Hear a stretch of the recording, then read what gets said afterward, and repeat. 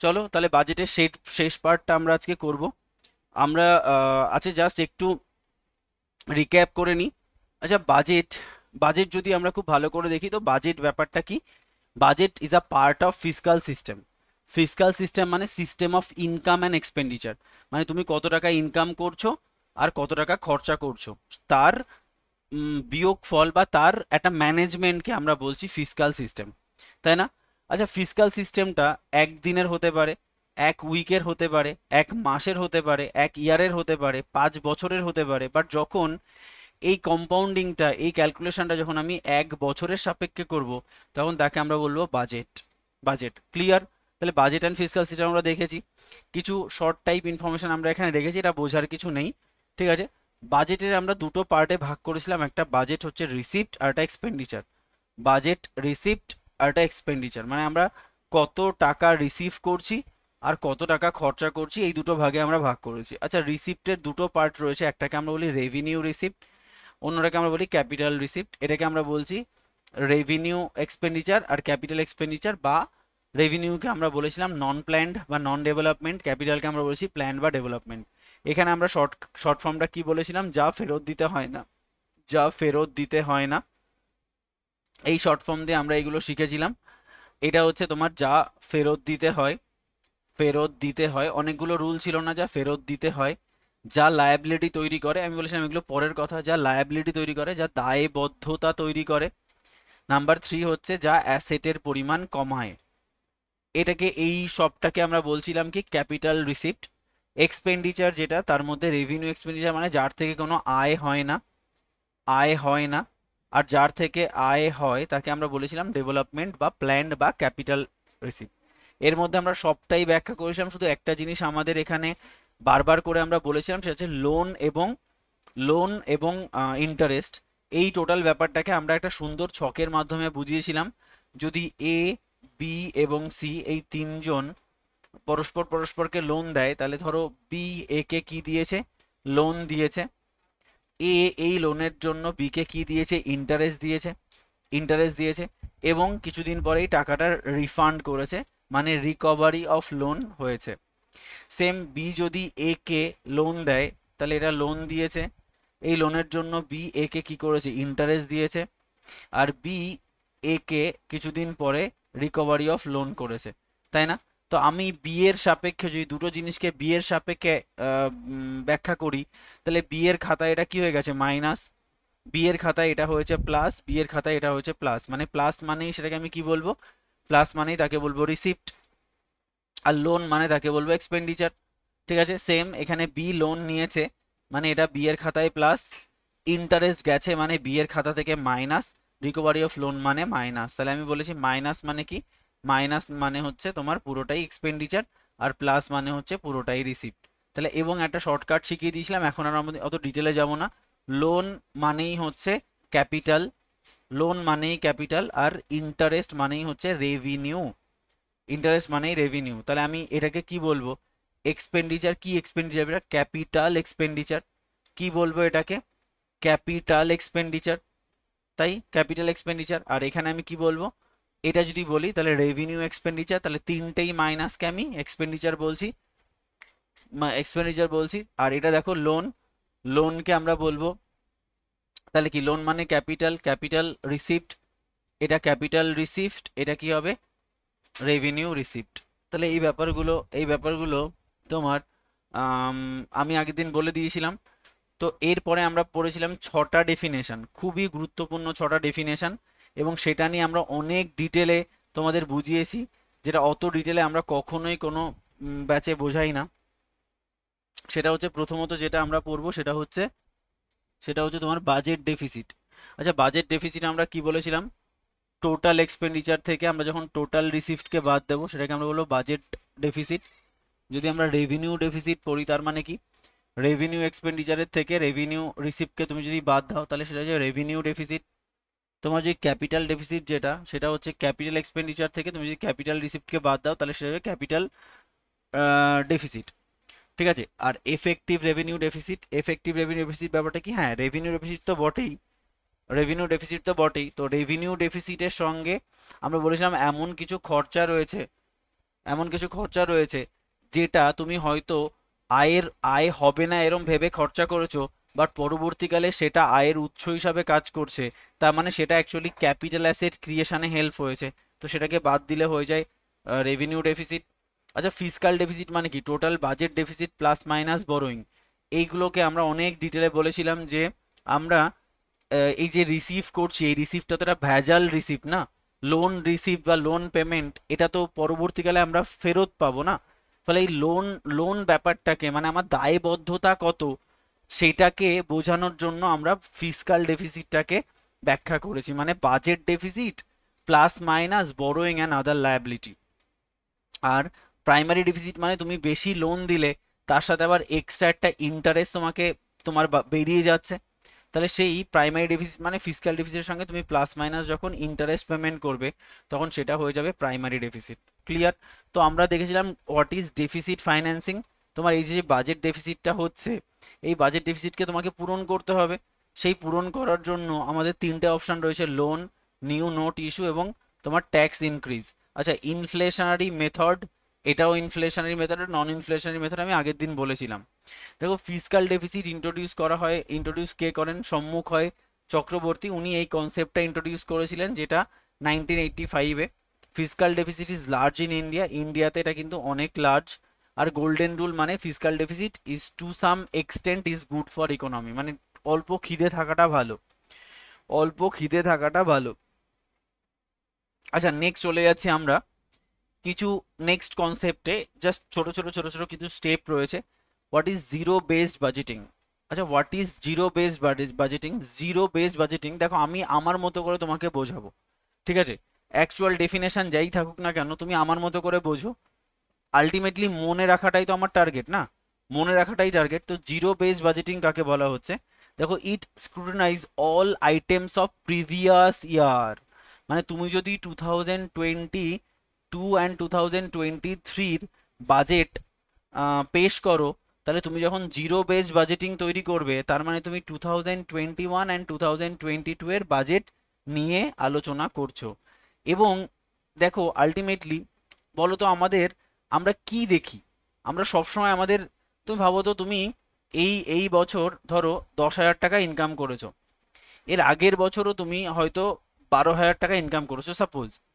তার মানে তুমি কি দেখবে বলো তো? এর আগের বছরে তুমি ধরো সঞ্চয় করেছো 3,000 টাকা, আর এই বছর তুমি সঞ্চয় করেছো 4,000 টাকা। তুমি অ্যাকচুয়ালি কি দেখবে বলো তো? তুমি দেখবে আমার খরচাটা কোথায় ছিল দেখি। তুমি কি ইনকাম দেখবে? না, খরচা দেখবে, যে কেন আমার সেভিংসটা কম হচ্ছে, আমি কোথায় খরচা করছি, আসলে আমাদের প্রবলেমটা কোথায় খরচা করাতে। দেখো, তুমি কোটি কোটি টাকা পেতে পারো, বাট তা খরচা করতে মাত্র 1 সেকেন্ড লাগে, 1 সেকেন্ড লাগে, 1 সেকেন্ড লাগে। ঠিক আছে? তুমি জাস্ট তুমি বলছি তুমি 15 কোটি টাকা নিয়ে বসো, শেয়ার মার্কেটে বসো, 1 সেকেন্ডে খতম, তাও হয়ে যেতে পারে। মানে এরম জিনিস। ফলে টাকা ইনকাম করাটা সহজ, কিন্তু খরচা করাটা অনেক সহজ। ইনকাম করাটা কঠিন, খরচা করাটা অনেক সহজ। তো এটা কি করছে বলো তো? এরা বেসিক্যালি জিরো বেসড বাজেটিং মানে হচ্ছে, আমি আমার মতো করে ব্যাখ্যা করি, এটা কিন্তু কোনো বইতে এরম ভাবে থাকে না, আমি এই টার্মটাকে নিজের মতো করে ব্যাখ্যা করার চেষ্টা করেছি, জিরো বেসড বাজেটিং। আচ্ছা, জিরো বেসড বাজেটিং মানে জিরো ধরো, জিরো ধরো। দেখো, আমি ডেফিনেটলি আগের বছরের তুলনায় এই বছর কি চাই? খরচা কম হোক, সেটাই তো চাই। তাই তো আমি বাজেট প্রিপারেশন আনতে চলেছি, যে যাতে করে খরচা কম হয়। তাই আমি একে জিরো ধরার চেষ্টা করছি। তার মানে আগের বছরের আমি সমস্ত, মানে বাজেটকে সমস্ত বাজেটকে স্ক্রুটিনি করব, অল আইটেমস অফ প্রিভিয়াস ইয়ার। ঠিক আছে? তার মানে হচ্ছে, ধরো ধরো এই যে আমি আগের বছর কত টাকা ইনকাম করেছি, কত টাকা খরচা করেছি, আমি নিশ্চয়ই সেক্টর অ্যালটমেন্ট করেছি। সেক্টর অ্যালটমেন্ট করেছি যে হ্যাঁ, আমি এত টাকা এই সেক্টরে লাগিয়েছিলাম, এত টাকা খরচা বেশি হয়েছে, তাই না? তো আমি কি করি বলো তো? ভালো করে বুঝবে, zero base budgeting is a counting procedure. মানে আমি আমি একটা বাজেটকে এক ধরনের একটা ওয়েতে কাউন্ট করছি। সাপোজ আমি ধরো একটা কথা বলছি, স্পোর্টস, আগের বছর আমি স্পোর্টসে কত টাকা ইনকাম ধরেছিলাম? ধরো আমি 10,000 টাকা ইনকাম ধরেছিলাম, আর এক্সপেন্ডিচার আমি কত খরচা করব? ধরে রেখেছি আমি এক্সপেন্ডিচার হয়তো খরচা করব 10,000 টাকা, তাই তো? 10,000 টাকা। তো আমার যখন বাজেটটা কমপ্লিট হয়ে গেছে, আমি দেখলাম হ্যাঁ স্পোর্টস থেকে আমার 9,000 টাকা ইনকাম হয়েছে, আমি 12,000 টাকা খরচা করেছি, 12,000 টাকা খরচা করেছি, ঠিক। দেখো তার জন্য তো আমার ডেফিসিট তৈরি হয়েছে। তো আমি যখন এটাকে স্ক্রুটিনি করব, আমি কি করছি বলো তো, আমি প্রিভিয়াস ইয়ার্সের প্রিভিয়াস ইয়ার্সের এই যে ডেটাটা, যেটা আমার কত ইনকাম আর কত খরচা, একে আমি জিরো ধরছি, একে আমি জিরো ধরছি। এটা আমার আমার হিসাব, কিন্তু কেউ এইভাবে বলেনি, আমার জাস্ট মনে হয় এইভাবে হতে পারে জিনিসটা, সেই জন্য বলছি এটাকে আমি জিরো ধরছি। মানে আগের বছর আমার স্পোর্টসে খরচা কত, মানে ইনকাম কত, জিরো। আর পরের বছর আমার, মানে সেই বছর আমার স্পোর্টসে ইনকাম কত, জিরো, বা খরচা কত, জিরো। জিরোকে ধরে আমি একটা নতুন বাজেট প্রিপারেশন নিচ্ছি। কি সেটা হচ্ছে, এ বছর মানে এই 2022-2023 এই বছর আমার বাজেটে স্পোর্টস থেকে ইনকাম কত, 10,000 টাকা। আর এই বছর আমার স্পোর্টসে খরচা কত, ধরো 11,000 টাকা, 11,000 টাকা। ক্লিয়ার? জায়গাটা ক্লিয়ার? তার মানে তার মানে আমি বলতে পারি আমার কত টাকা জিরো থেকে এক্সট্রা হয়েছে, +1,000 টাকা। মানে আমি এখানে 1,000 টাকা বেশি অ্যাড করেছি, আর এখানে জিরো থেকে কত হয়েছে, -1,000 টাকা। তার মানে আমি আমি এই ফিল্ডে আগের তুলনায় কত কম আনতে পেরেছি 1,000, আর আগের তুলনায় কত বাড়াতে পেরেছি 1,000, মানে আলটিমেটলি টোটাল জিনিসটা জিরোই রয়েছে। মানে আমি ইমপ্রুভ করেছি আগের তুলনায়। বা এই ডেটাটা কি হতে পারে, ধরো তুমি 13,000 টাকা খরচা করে ফেলেছো, হতেই পারে 13,000 টাকা তুমি খরচা করেছো, তাহলে মানে তোমার +1,000, মানে তুমি এখানে যেমন 1,000 বাড়িয়েছো, এখানেও তুমি কি করেছো, 1,000 টাকা খরচা বেড়ে গেছে। এই জিরো ধরে হিসাব করাটা অনেক সহজ হয়ে যায়, ডেটা ছোট হয়ে যায়। ধরো তুমি 15,000 কোটি টাকা খরচা করেছো, এই বছর তোমার খরচা হয়েছে 15,700 কোটি টাকা। তার মানে তোমার মাত্র 700 কোটি টাকা এই বছর এক্সট্রা খরচা হয়েছে, কেন সেটা নিয়ে অ্যানালিসিস করলেই আমার হয়ে যাবে। তাই জিরো বেস বাজেটিং মানে স্ক্রুটিনি করো, কি তোমার ইনকাম ছিল, কি তোমার এক্সপেন্ডিচার ছিল, স্ক্রুটিনি করো, স্ক্রুটিনি করো, তবেই কিনা তুমি পরের বছরের পারফেকশনটা পাবে। দেখো আমি বারবার করে, দেখো সবসময় ইউটিউবে আমার একটা কনসেপ্ট ছিল যে ইউটিউবে তুমি যদি নিজেকে দেখিয়ে ভিডিও করো, মানে আমি নিজে অন ক্যামেরা কথা বলছি, অন ক্যামেরা পড়াচ্ছি, সেটা অনেক বেশি ইন্টারেক্টিভ হয়। বাট এটা আমার বিশ্বাস, কারণ তুমি ভাবো, আমার নিজেকে শো না করে পড়ানো অনেক সহজ, অনেক সহজ, ঠিক আছে, কিন্তু নিজেকে শো করিয়ে পড়ানোটা অনেক কঠিন। বাট আমি দেখলাম নিজেকে শো করিয়ে পড়ানোর জন্য আমার কোয়ালিটি খারাপ হয়ে যাচ্ছে। কোয়ালিটি খারাপ মানে কেউ দেখছে না, তারা চাইছে অডিও ভিজুয়াল একটা বিরাট স্লাইড, সুন্দর রিপ্রেজেন্টেশন, যেটা বোর্ডে হবে না কখনো। আমি আমার স্টাইল শিফট করে দিয়েছি, স্ক্রুটিনি করলাম আমি আগের ভিডিওগুলোকে, যে কি প্রবলেম হচ্ছে, যে কেন স্টুডেন্টরা আমার চ্যানেলে ভিউ হচ্ছে না, মানে কি প্রবলেম হচ্ছে, সেটা আমার খুব স্ক্রুটিনি করলাম প্রিভিয়াস ভিডিওগুলো। তখন বুঝলাম না, দেখি এবার একটা নতুন নতুন ফরম্যাট নিয়ে আসার চেষ্টা করি, দেখি পারি কিনা নতুন ফরম্যাট নিয়ে আসি। নতুন ফরম্যাটটা কি? হ্যাঁ, আমি অডিও ভিজুয়াল, দেখবে আমি দুটো ভিডিওর জন্য যে খেটেছি না, সেটা যে টাইপস অফ ইকোনমি, HDI, যেটা তোমাদের নোটসেও নেই, আর একটা হচ্ছে কনস্টিটিউয়েন্ট অ্যাসেম্বলি। এত খেটেছি, দেখলাম স্টুডেন্টরা মোটামুটি সেটাকে অ্যাকসেপ্টেন্সটা মোটামুটি দিয়েছে, ভেরি গুড। সেটা যদি দিয়ে থাকে তো খুব ভালো, কোনো অসুবিধা নেই আমার। তো এটা হচ্ছে তোমার ব্যাপার, প্রিভিয়াস জিনিস স্ক্রুটিনি করো, নতুন জিনিসকে সিস্টেমে নিয়ে আসো। দেখো ভোট অন অ্যাকাউন্ট, আচ্ছা ভোট অন অ্যাকাউন্ট এখানে লেখা রয়েছে actually focus on the expenditure side only. এটা কখনো কখনো পরীক্ষায় দেয়, ভোট অন অ্যাকাউন্ট মানে হচ্ছে তোমার যেটা হচ্ছে শুধুমাত্র এক্সপেন্ডিচার সাইডটাকে আমরা ফোকাস করি, যে এক্সপেন্ডিচার কি করে শ্রিঙ্করেন করা যায়, এক্সপেন্ডিচারটাকে কি করে কমানো যায়, ঠিক আছে। এইটা ভোট অন অ্যাকাউন্টের একটা পার্ট বটেই, কিন্তু কিন্তু এখানে কি বলতো, এখানে হচ্ছে ভোট অন অ্যাকাউন্ট মানে একটা অন্য জিনিস আছে, যেটা আমরা পরে মেন্সের ক্লাসে ভালো করে পড়বো। ভোট অন অ্যাকাউন্ট দুটো জিনিস, একটা ভোট অন অ্যাকাউন্ট, একটা ভোট অন ক্রেডিট, ঠিক আছে। Vote on account and vote on credit দরকার নেই। ভোট অন অ্যাকাউন্ট এখানে জাস্ট একবার পেয়েছিলাম বলে এখানে লেখা রয়েছে, সেটাকে আর চেঞ্জ করা হয়নি। ভোট অন অ্যাকাউন্ট মানে কি বলতো, দেখো আমরা বাজেট যে পাস করছি না, বাজেট পাস করছি ফর দ্য ইয়ার 2022 থেকে 2023-র জন্য আমরা বাজেট পাস করছি। আচ্ছা কবে আমরা বাজেট পাস করছি বলো তো? ফেব্রুয়ারি মাসে বাজেট অ্যানালিসিস শুরু হচ্ছে। ফেব্রুয়ারি, 4 মাস হয় না, ফেব্রুয়ারি, মার্চ, এপ্রিল অ্যান্ড মে, মানে ফেব্রুয়ারি থেকে মে মাস অবধি আমার বাজেটের কি হচ্ছে, বাজেটের অ্যানালিসিস হচ্ছে, এবং মে মাসে গিয়ে আমার বাজেটটা পাস হচ্ছে, তাই? তাহলে মে, জুন থেকে, আচ্ছা তুমি বলছো আমি এবছর স্পোর্টসে 10,000 টাকা খরচা করব, সেটা এখনো বাজেটে পাস হয়নি, তাহলে তুমি কি করে খরচা করবে? Is it possible? পসিবলই নয়। এটা কি সম্ভব? সম্ভব নয়, এটা সম্ভব নয়। তার মানে যতক্ষণ না বাজেট পাস হচ্ছে ততক্ষণ না অবধি আমি কিন্তু এই এই টাকা খরচা করার রাইট পেলাম না, রাইট পেলাম না। তাহলে আমি জিনিসটাকে আরো ভালো করে বলছি, আমাদের ফিনান্সিয়াল ইয়ার কি গো? 1 এপ্রিল। আমি লিখছি January, February, March, April, May, June, July, August, September, October. আমি এইভাবে মাসটাকে লিখছি। তোমার বাজেট অ্যানালিসিস শুরু হচ্ছে কি মাস থেকে? ফেব্রুয়ারি থেকে। কি মাসে শেষ হচ্ছে? মে মাসে, তাই না? তাহলে তোমার বাজেট শেষ হচ্ছে এখানে, মানে তোমার বাজেট পাস হলো মে মাসে। তাহলে আমি লিখছি বাজেট পাস। তার মানে তুমি জুন থেকে, জুন থেকে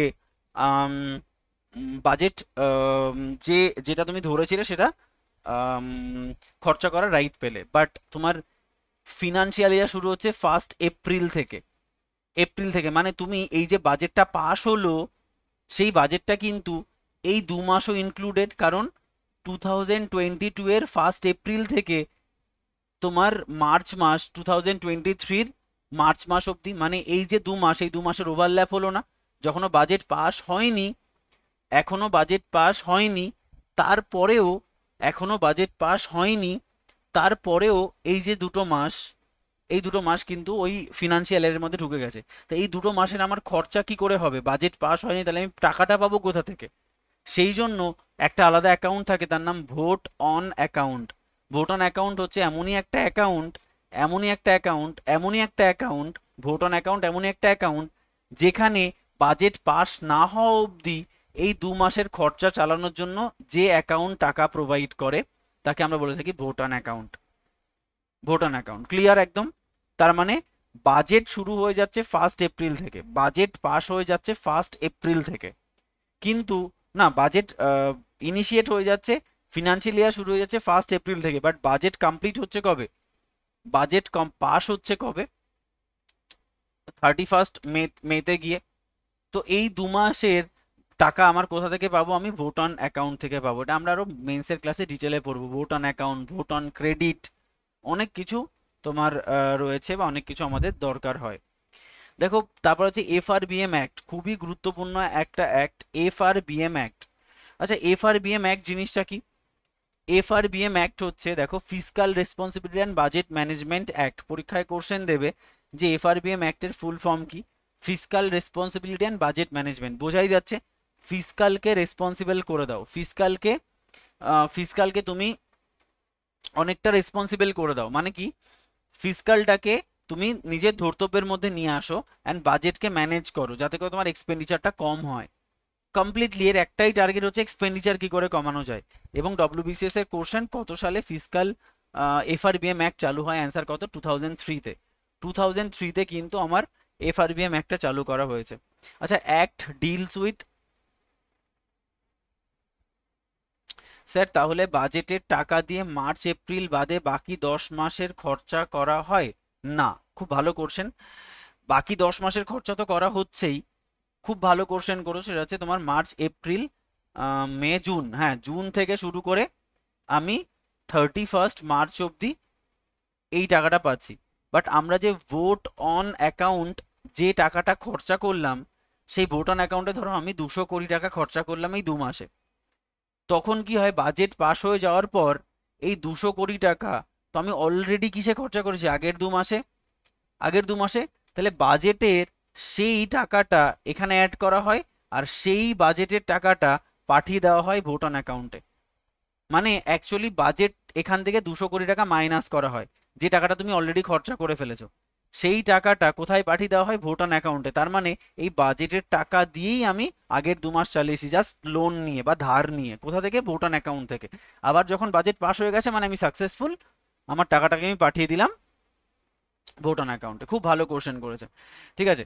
তাহলে ইনিশিয়েট করা হচ্ছে 2003-তে এফআরবিএম অ্যাক্ট। আচ্ছা অ্যাক্ট কি নিয়ে ডিল করছে? দেখো ডিল করছে regulate government borrowing to minimise deficit, খুব ভালো ব্যাপার।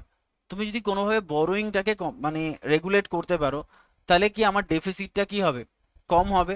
তাহলে এই যে আমরা যে প্রচুর প্রচুর পরিমাণে লোন নিচ্ছি, বা এই লোনটাকে কমানোর জন্য কিন্তু আম, এরা একটা তোমার অ্যাক্ট চালু করেছে, কি করে এক্সপেন্ডিচার কম করা যায় সেটা নিয়ে একটা মানে একটা ডিল করছে, ট্রান্সপারেন্ট ম্যানেজমেন্ট সিস্টেম। তুমি কত টাকা খরচা করছো এতে কিন্তু কোনো প্রকার ভুলভাল না হয়। কত টাকা তুমি খরচা করছো, তার মধ্যে যেন একটা ট্রান্সপারেন্সি থাকে। ঠিক আছে, এরমটা নয় যে আমি আজকে বাজারে গেলাম, বাজারে গিয়ে আমার 50,000 টাকা খরচা। আরে বাজারে গেছো, কি আলু কিনেছো কত, চাল কিনেছো কত, কি কি কিনেছো, মোবাইল ফোন ল্যাপটপ কি কিনেছো সব লেখো। ট্রান্সপারেন্ট ম্যানেজমেন্ট সিস্টেমের জন্য এই একটাকে আনা হয়। ইকুইটেবল ডিস্ট্রিবিউশন, ইকুইটেবল ডিস্ট্রিবিউশন মানে হচ্ছে যাতে করে আমি কি করছি, আমি এগ্রিকালচার সেক্টরটাকে কম প্রেফারেন্স দিচ্ছি, কম টাকা দিচ্ছি বাজেটে, এগ্রিকালচারকে আমরা কম প্রেফারেন্স দিচ্ছি, ইন্ডাস্ট্রি বেশি টাকা দিচ্ছি, সার্ভিসকে আরও বেশি টাকা দিচ্ছি। মানে যেহেতু এখানে আমার ইনকাম কম হচ্ছে, তো এখানে আমি ইনভেস্টমেন্টও কম করব, এরকমটা করা যাবে না। গ্রোথটা ইকুয়ালি যেন হয়, ইকুইটেবল ডিস্ট্রিবিউশনটা যেন হয়। ফিসকাল স্টেবিলিটি অফ ইন্ডিয়া, মানে ইন্ডিয়াতে একটা ফিসকাল স্টেবিলিটি আনতে হবে। মানে ফিসকাল স্টেবিলিটি আনতে হবে মানে হচ্ছে আমাদের যে এই প্রতি বছর, দেখো আমি এখানে লিখিয়ে দিয়েছিলাম না, ফিসকাল ডেফিসিট বিভিন্ন ইয়ারের সাপেক্ষে 2017 থেকে শুরু করে 2020-21-এ 9.3 ছিল না, 9.3 অফ জিডিপি। তাহলে এই যে ফিসকাল স্টেবিলিটি আছে কি, কোনো কোনো বছর আমাদের 3.5, কোনো বছর আমাদের 3.3, কোনো বছর 3.8, আমাদের কিন্তু স্টেবিলিটি ব্যাপারটা নেই। আর হঠাৎ করে দেখো 9.3 হয়ে গেল, তো কি করলে আমার ফিসকাল সিস্টেম একটা স্টেবিলিটি থাকবে, সেটাই হচ্ছে আমার সব থেকে বড় ধর্তব্যের বিষয়। ঠিক আছে, তাহলে এটা গেল এফআরবিএম অ্যাক্ট। তো এফআরবিএম অ্যাক্টের আরো কিছু অবজেক্টিভ লিখে রাখো তো, অবজেক্টিভ 4 নাম্বার দিয়ে লেখো, অবজেক্টিভ, অবজেক্টিভ লেখো। আচ্ছা অবজেক্টিভ লেখো, সেটা হচ্ছে টু রিডিউস রেভিনিউ ডেফিসিট, লেখো to reduce, revenue deficit, REVENUE, revenue deficit, to reduce revenue deficit, কি করে রেভিনিউ ডেফিসিটকে রিডিউস করা যায়, objective. Number 2, to reduce fiscal deficit, to reduce fiscal deficit, fiscal deficit, to reduce fiscal deficit. Number 3, to ensure, to ensure, to ensure the public debt, to ensure the public debt, to ensure the public debt does not, to ensure the public debt does not exceed 50%, exceed 50% of the 50% of the GDP of the year, GDP of the year from 2011.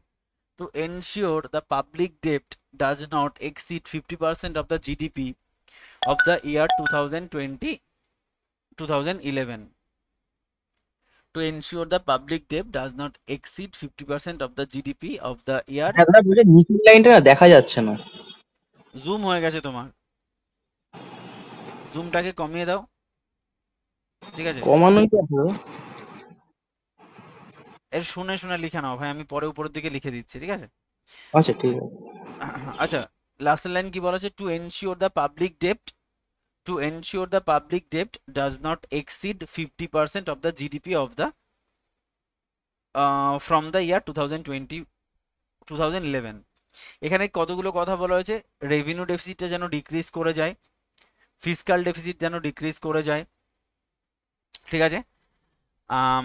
আর তারপরে হচ্ছে তোমার বলছে যে এই যে আমাদের যে public ডেপ্ট মানে আমাদের যে দায়, আমাদের যে লোন, পাবলিক যে লোন, সেটা যেন কোনোভাবেই 50%-এর বেশি না হয়। মানে আমাদের যা জিডিপি গ্রোথ রেট তার 50%-এর বেশি যেন আমরা লোন না নিয়ে ফেলি। ধরো আমি 100 টাকা আমার জিডিপি, তো আমি যেন 50 টাকার বেশি লোন না নিতে পারি।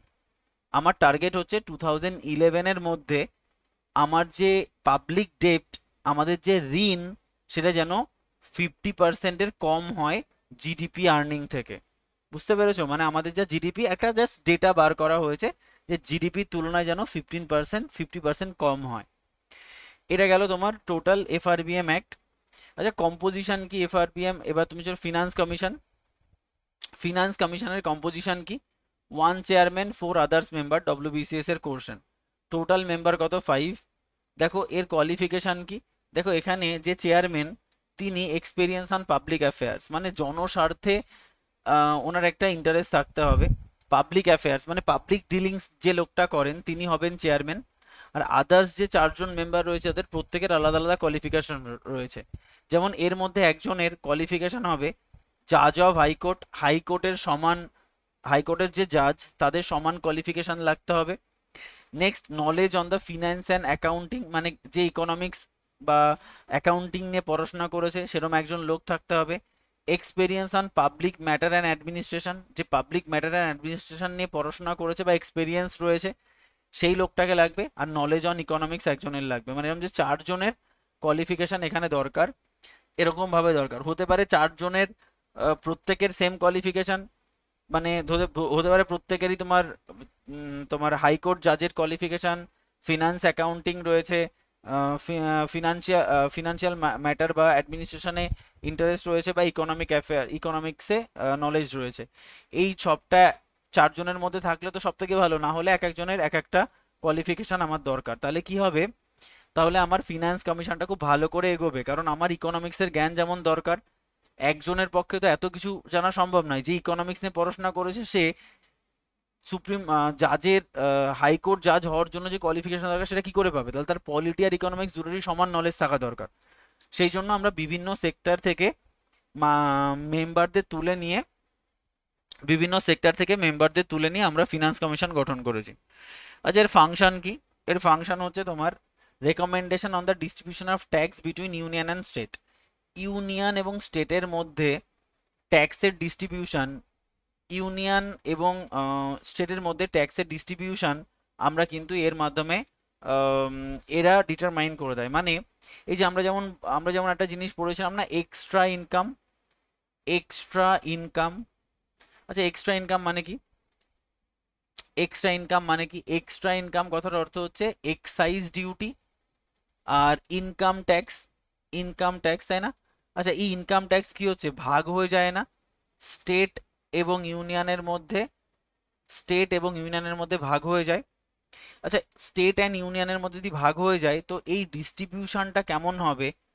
এই ডিস্ট্রিবিউশনটা স্টেট এবং ইউনিয়নের মধ্যে কেমন হবে সেটা এ রেকমেন্ড করবে। দেখো, কনসোলিডেটেড ফান্ড থেকে গ্র্যান্ট ইন এইড, মানে কোনো একটা স্টেটকে আমি গ্র্যান্ট দিতে চাইছি, সেটা কনসোলিডেটেড ফান্ড থেকে দেওয়া হবে।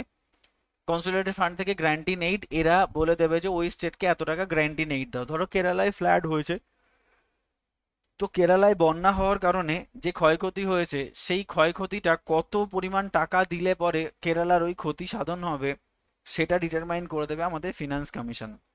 ফিনান্স কমিশন, ঠিক আছে? দেখো, এখনো অবধি আমাদের কতগুলো ফিনান্স কমিশন গঠন করা হয়েছে? দেখো, 15th ফিনান্স কমিশন, মানে 15টা ফিনান্স কমিশন কিন্তু অলরেডি আমাদের গঠন করা হয়ে গেছে, ঠিক আছে? দেখো, এইগুলোকে মনে রাখতে হবে। ফার্স্ট ফিনান্স কমিশন কার প্রেসিডেন্টশিপে বা কার চেয়ারম্যানশিপে হয়েছিল?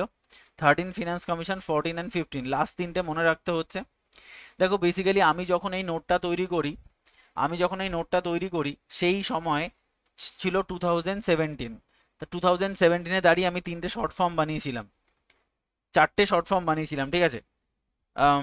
সেই 4টে শর্ট ফর্ম খুব প্রাসঙ্গিক সেই সময় দাঁড়িয়ে, কিন্তু তোমাদের ক্ষেত্রে মিলবে না কারণ তোমরা এখন দাঁড়িয়ে রয়েছো এই ফিনান্স কমিশনে। তো তোমার ক্ষেত্রে শর্ট ফর্মটা মিলবে না, বাট আমি তাও শর্ট ফর্মটা বলে দিচ্ছি। আমি যেহেতু ওইভাবে মনে রেখেছিলাম, খুব সহজ ওই শর্ট ফর্মটা ওইভাবে মনে রাখা, কারণ পরীক্ষায় খুব কোশ্চেন দেয়। 13 ফিনান্স কমিশনের হেড কে ছিল, 14 ফিনান্স কমিশনের হেড কে ছিল, এরকম ভাবে কিন্তু দেয়। তো আমি 2017-এ যখন দাঁড়িয়েছিলাম তখন আমার সময় কত নাম্বার ফিনান্স কমিশন ছিল? 14 নাম্বার ফিনান্স কমিশন ছিল। দেখো, আমরা এই ফিনান্স কমিশনের রেকমেন্ডেশনও পড়বো, কিন্তু এখন না, সেটা মেন্সের ক্লাসে গিয়ে। মেন্সের ক্লাসে গিয়ে আমরা 14 ফিনান্স কমিশনের রেকমেন্ডেশন বা 15 ফিনান্স কমিশনের রেকমেন্ডেশন পড়বো, যে এরা কি রেকমেন্ডেশন দিয়েছে। ফিনান্স কমিশনের রেকমেন্ডেশন পরীক্ষায় কিন্তু লাগে, কিন্তু প্রিলিমসের জন্য নয়, মেন্সের জন্য। সেই জন্য মেন্সের ক্লাসটা প্রিলিমস থেকে সামান্য একটু আলাদা হয়ে যায়। যেমন আমরা আরো মানে প্রিলিমসের ক্লাসে আরো অনেক বাজেট পড়বো, জেন্ডার বাজেট পড়বো, মানে তোমার অনেক প্রকারের বাজেটের ক্লাসিফিকেশন থাকে, যে সেই ক্লাসিফিকেশনগুলো কি সেগুলো পড়বো। ঠিক আছে, দেখো এটা খুব ভালো করে বুঝে নাও। 13 ফিনান্স কমিশন আমার শর্ট ফর্ম কি ছিল? আমার শর্ট ফর্ম হচ্ছে যে ফার্স্ট ফিনান্স কমিশন ছিল কে ছিল নিয়োগ, শর্ট ফর্ম হচ্ছে কে ছিল নিয়োগ। প্রথম শর্ট ফর্ম হচ্ছে এত আগে কে ছিল নিয়োগ আমি কি করে বলবো? তাহলে কে ছিল নিয়োগ এত আগে আমি কি করে বলবো? তাহলে কে ছিল নিয়োগ, কে ছিল নিয়োগ মানে কে ছি নিয়োগী। দেখো এবার তারপরে হচ্ছে এটা হচ্ছে গতকাল, এটা আজকে, আর এটা নেয়ার ফিউচার। মানে আমি কোথায় দাঁড়িয়ে রয়েছি? এখানে আজকে, আমি টুডেতে দাঁড়িয়ে রয়েছি। এটা হচ্ছে গতকাল, গতকাল এটা টুডে, এটা হচ্ছে আগামীকাল, তাই না? হিসাব মতো 15 ফিনান্স কমিশন তখনও চালু হয়নি, তো শর্ট ফর্ম হচ্ছে গতকাল কে ছিল, গতকাল কে ছিল, গতকাল কে ছিল, কাল থেকে কেলকার, গতকাল কে ছিল। প্রেজেন্টলি মানে টুডে, টুডে বা প্রেজেন্টলি কে রেডি রয়েছেন, প্রেজেন্টলি কে রেডি রয়েছেন মানে এখন কে রেডি আছেন, তাহলে ওয়াইভি রেডি। আর নেয়ার ফিউচারে কে হবেন আমি কি জানি? নেয়ার ফিউচারে মানে এন কে সিং, নেয়ার ফিউচারে কে হবেন এন কে সিং। যদি তোমার মনে হয় এটা ভাল লাগছে তো এটা দিয়ে তুমি আম, পড়তে পারো, করতে পারো, বাট এখন কিন্তু এই শর্ট ফর্ম দিয়ে তোমার মিলবে না। এই শর্ট ফর্ম দিয়ে মেলাটা মুশকিল, কারণ কি এখন তো এটা মিলছে না, না এই জিনিসটা পুরোটাই, এটা খুব মুশকিল। যাই হোক, তারপরেও যেটা বলার আমি মোটামুটি বলে দিয়েছি। আমার শর্ট ফর্মটা আমার খুব ভালো লাগে, এই শর্ট ফর্মটা। কে ছিল নিয়োগ, গতকাল কে ছিল, টুডে কে রেডি রয়েছে, আর নেয়ার ফিউচারে কে আসতে চলেছে, নেয়ার ফিউচারে কে আসতে চলেছে। ঠিক আছে, আচ্ছা কয়েকটা জাস্ট দুটো তিনটে ইনফরমেশন লিখে নাও, দুটো তিনটে ইনফরমেশন লিখে নাও, তাহলে আমার আর এই টপিকে আমরা আর বেশি দূর এগোবো না। ঠিক আছে, লেখো, কোথায় লিখি? ফাঁকা জায়গা কোথায় আছে? চলো এখানে লেখো। বাজেট সম্পর্কে দুটো তিনটে ইনফরমেশন লিখে রাখলেই হবে। বা তোমাদের যে উল্টো দিকে যদি জায়গা থাকে, লেখো largest expenditure, largest, largest, largest expenditure in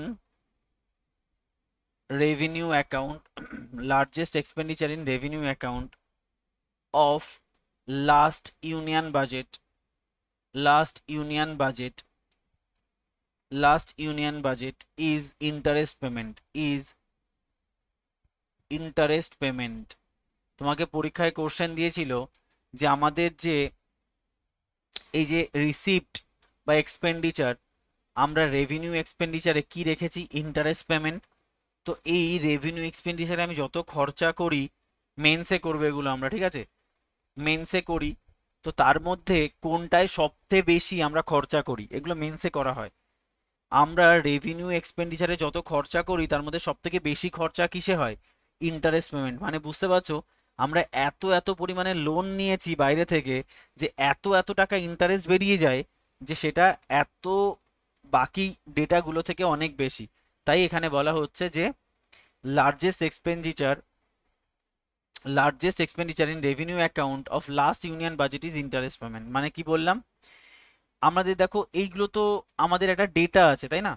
তুমি যদি ইউপিএসসির পড়াশোনা করো তাহলে তোমাকে এই ডেটাগুলো লেখানো হয়, যে ট্যাক্স রেভিনিউতে আমরা কত হাজার কোটি টাকা কালেক্ট করেছি, 325908628, এত টাকা কালেক্ট করেছি, বা এত লক্ষ কোটি টাকা কালেক্ট করেছি। আচ্ছা গ্র্যান্টে আমরা কত পেয়েছি? 2395 কোটি টাকা।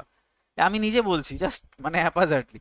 প্রত্যেকটা ইন্টারেস্ট গেইন কত করেছি, লোন রিকভারি কত করেছি, লোন রিসিপ্ট কত টাকার করেছি, কত টাকার করেছি, সবগুলো এরকম থাকে। তো ডেফিনেটলি এর মধ্যে, তার মানে এর মধ্যে কি হচ্ছে, তার মধ্যে তুমি খুব ভালো করে যদি দেখো, তার মানে রেভিনিউ, রেভিনিউ অ্যান্ড ক্যাপিটাল, এই সমস্ত ক্ষেত্রে আমি কি করছি? সমস্ত ক্ষেত্রে আমরা টাকা পাচ্ছি বা টাকা খরচা করছি, খুব স্বাভাবিক। তাই যদি হয় তাহলে এর মধ্যে সব থেকে বেশি টাকা আমি খরচা কিসে করছি? এতগুলো তো সব আমার রেভিনিউ এক্সপেন্ডিচার, সবথেকে বেশি খরচা করছি আমরা ইন্টারেস্ট পেমেন্ট, এটাই বলা হয়েছে, এটাই বলা হয়েছে। ঠিক আছে, তাহলে লিখে রাখো largest expenditure in revenue account, লেখো লেখো largest expenditure in revenue account of last union budget is interest payment. আচ্ছা নেক্সট লেখো, নেক্সট পয়েন্ট লেখো।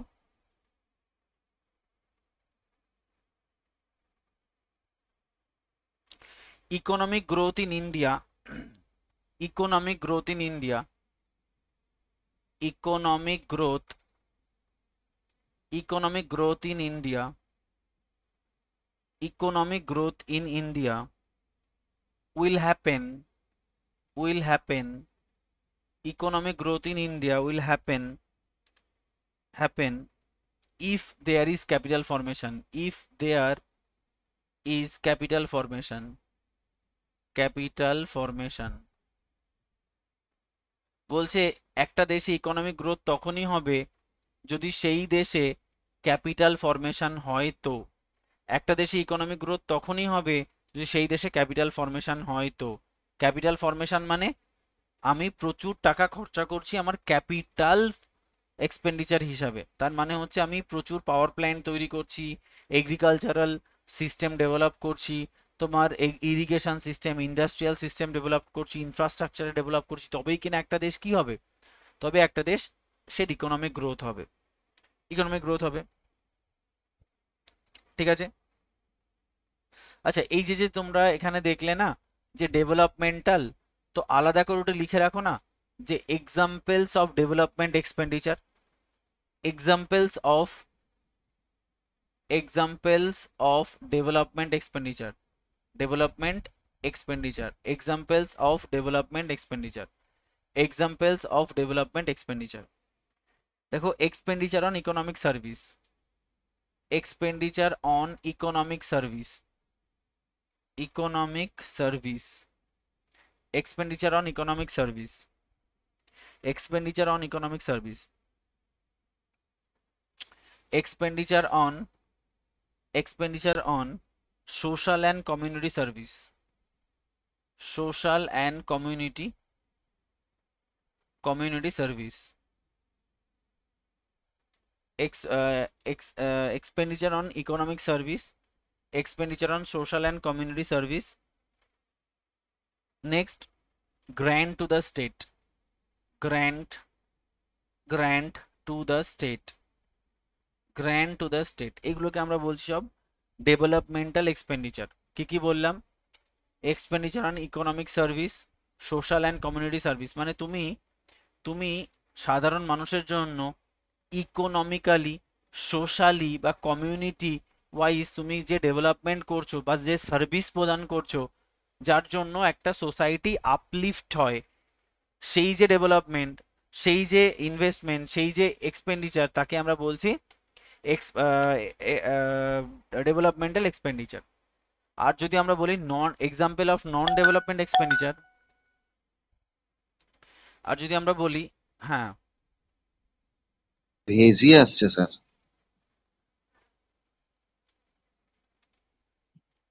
এবার লেখো example of non developmental, non developmental expenditure, example of non developmental expenditure, example of non development expenditure. Number 1, defence expenditure, defence expenditure. এটা কিন্তু পরীক্ষায় অনেকবার question দিয়েছে যে defence is a non developmental expenditure, defence is a non development expenditure. Number 2, expenditure, expenditure on public administration, public administration, expenditure on public administration, defense expenditure, expenditure on public administration, expenditure আর কি expenditure on public administration। তার মানে এইগুলো সবটাই হচ্ছে আমার নন development expenditure. ঠিক আছে, তাহলে একটা হচ্ছে ডেভেলপমেন্টাল এক্সপেন্ডিচার, একটা নন ডেভেলপমেন্ট এক্সপেন্ডিচার। তাহলে আমি কি বলেছিলাম, আমাদের যে বাজেট রয়েছে না, এই বাজেটের যে এক্সপেন্ডিচার সাইড, তাকে আমরা তিনটে ভাগে ভাগ করি, কি একটা revenue capital expenditure, developmental non developmental expenditure, আর প্ল্যান্ড আর নন প্ল্যান্ড এক্সপেন্ডিচার। ঠিক আছে, তো এই পুরো ব্যাপারটাকে আমরা কিন্তু এক্সপেন্ডিচার সাইডে রেখে দিয়েছি। তাহলে এই টোটাল ব্যাপারটা, তাহলে আমাদের বাজেট কমপ্লিট হলো। টোটাল বাজেটটাকে দেখো, এক পাতার নোট, আমরা টোটাল কটা ক্লাস করলাম, মেবি 5টা ক্লাস। ঠিক আছে, টোটাল বাজেটটা তাহলে কমপ্লিট করে দিলাম আমরা এখানে।